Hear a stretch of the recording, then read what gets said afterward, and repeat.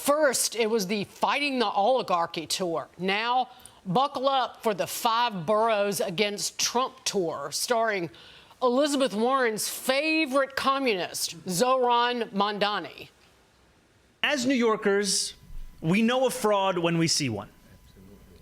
We know that no amount of reinvention through a new online persona can distract from the fact that we just had a Democratic primary. That's right. Where New Yorkers spoke loudly and clearly. There is no borough that will be free from Trump's cruelty. Donald Trump does not respond well to cowardice, to collaboration. He requires a response that showcases the ability to fight back against that same agenda. Our next guest is warning in his new op-ed, it's not just Democrats. Socialist Mamdani's plans should worry Republicans nationwide. Former Massachusetts Senator, current New Hampshire Senate candidate, Ambassador Scott Brown, joins us now. Well, I could talk for hours about just him saying we know a fraud when we see one, since he's a Nepo baby who said he was an African-American trying to get into Columbia.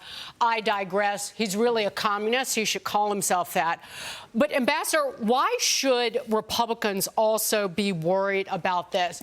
I think they should be worried because the Republicans were, in part, the party, in part, of bailouts the last 25-some-odd years, and the people who would maybe vote for Zohran were mad that they didn't get a bailout when, say, the big banks did and the automakers did.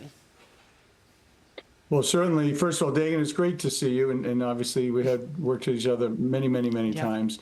It's lovely to see you. And listen, capitalism is thank you. Capitalism, I believe, is one of the greatest positive forces in the world's history, doing a lot of good for people like me. My mom was on welfare for a period of time. I remember getting those blocks of cheese and butter and things like that, but it's there as a safety net. But when you're telling people, especially in New York and other parts of the country, hey, you're going to get free this, free that, free everything, especially with the younger people who during the previous administration, they get out of college, they have these degrees that are basically worthless. They can't really get a job. So it's very attractive.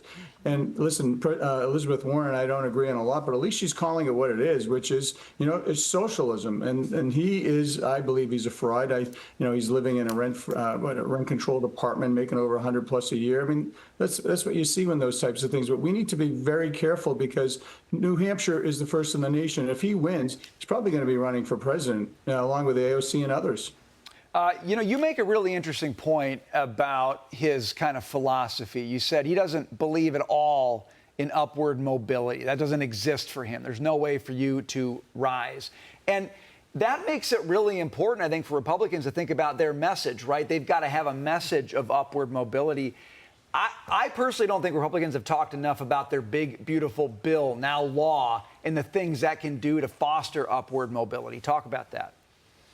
Well, yeah, listen, I would have supported it. You have the no tax on tips, no tax on overtime. Obviously, seniors getting a break when they're Social Security, but there's also accelerated depreciation in there for businesses who want to basically jumpstart, get new equipment and hire and grow and expand. There's also, for example, in Portsmouth, the Portsmouth Naval Shipyard, they're getting naval upgrades and they're on a whole host of things, the tax extenders. I mean, we can go on and on and on. Yes, messaging has always been, I think, a problem for our party. It's getting better, and certain people, I think, do it even better. But I talk often about how I am a rags to rising up to be a U.S. Senator and a U.S. Ambassador, starting from nothing.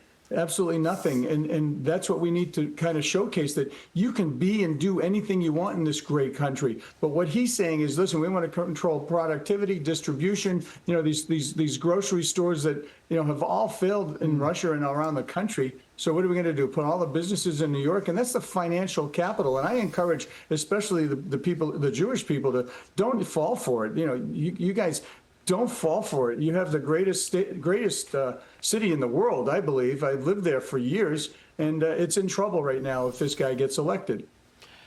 Ambassador, but you saw where I was going with the bailout culture that developed in this country the last 25 years or so, because young people, what they have is a worthless college degree in many instances and debt that they took on to get it.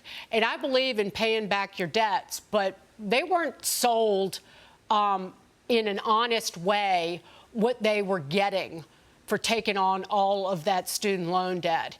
And they saw, again, the Tea Party movement grew out of the bank bailout. And these are kids, Gen Z, were born during the beginnings of the bailout nation. And he's touching on something. And unless Republicans avow never to bail out any other large institution, I don't know how they come back from that. Well, Dagan, I completely agree with you. Different times I certainly was not involved at that point in those types of bailouts. There needs to be some accountability because a lot of those bailouts, I want to make sure that obviously it never happens again. I believe there are safeguards that are in place. But when I was there, $9 trillion national debt, it's up to, $38 trillion, Yeah. Dagan. Well, there's a lot of things that we need to change as Republicans. We can't be the spend party anymore. I believe that all the money the president's bringing in on the tariffs and every single other piece of savings, we need to actually take it, and I'm going to file a bill, my first bill, to pay down the debt, put it right into the national debt, period. Don't pass go, don't give me a credit card. I don't want $600. I want to go right down to the debt because ultimately we'll have greater savings in that regard. Ambassador Scott Brown, great to see you. Thanks for being with us today. Thank you very much. All right. Bye-bye.